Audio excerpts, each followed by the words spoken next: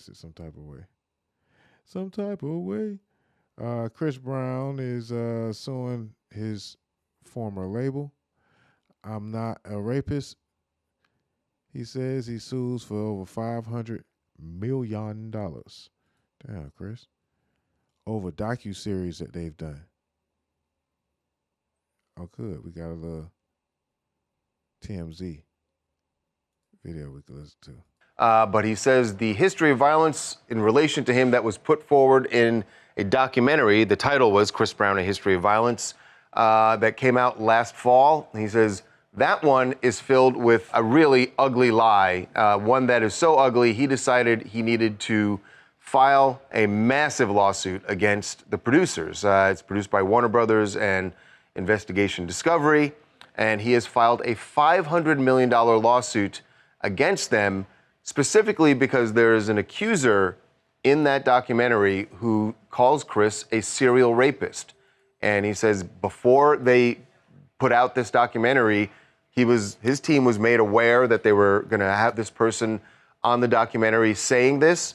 And he says that we provided them plenty of evidence that that was an outright lie, and they still went ahead and did it. So now he is taking this to court. Yeah, and he's suing for $500 million, which sounds like an exorbitant amount, but he's a very successful artist. This would obviously impair his reputation in a very serious way. But these allegations were brought by a Jane Doe initially in a lawsuit. The lawsuit was subsequently withdrawn, but it's out there in a public record. Now, I guess the producers would have, not be able to overlook contrary evidence. They should have folded it into the documentary, but he's really opening the door to just examining his entire life by suing for defamation. That's what he's done. So they acknowledge in the documentary that her lawsuit was withdrawn? Yes, they say that this was initially a Jane Doe lawsuit. That was the basis of these allegations that were mentioned in the documentary that was subsequently withdrawn. And they say it was withdrawn because they said these were false allegations and threatened to sort of fight back vociferously. So they were withdrawn. So I have a couple of questions. Number one, is she the person that provided the information that Chris Brown said was BS?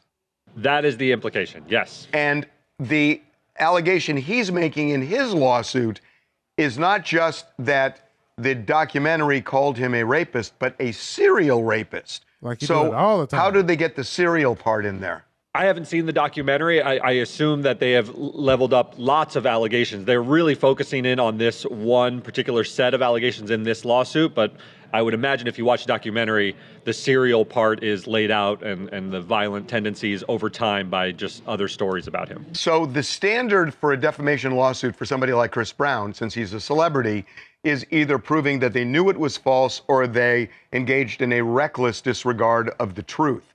So the issue is going to be, did they have enough information to at least that where a reasonable person would know, or even a person with a modicum of judgment would know that this is unproven, unsubstantiated, and maybe untrue, right? I think that's exactly right. Did they recklessly disregard, meaning did they turn a blind eye to? Did they stick their head in the sand with contrary information? But as you said, he's a public figure, so that's a very high standard.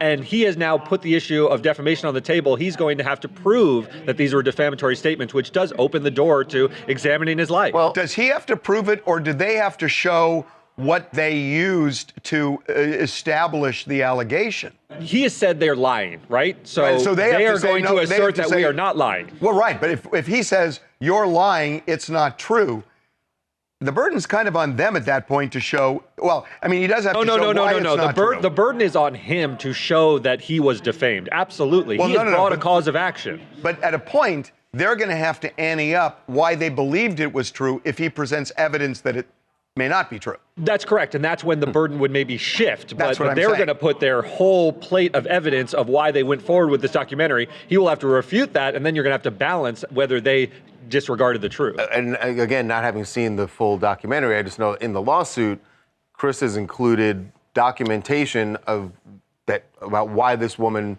was lying in his eyes, and he says that that was proven, and that's why she withdrew the lawsuit in the first place. So it seems to me like he is putting the burden on Warner Brothers and Investigation Discovery. Seems that way to me, too.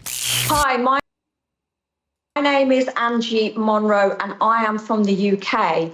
I do believe Chris Brown is guilty as he has a history of accusations. I believe women should be accounted for and heard. No means no. Yeah, except in this case, she withdrew it. So that never got Right. adjudicated. So it wasn't like it was proven in court. Yeah, I mean, she withdrew the She made an allegation in a lawsuit and then withdrew that it. lawsuit. So yeah, because they scared.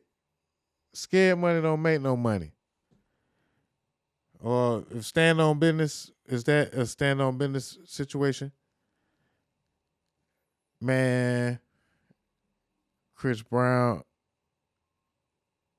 be going through it. And he just want to make his music and dance on stage, take care of his family. And they won't let Chris Brown live, boy.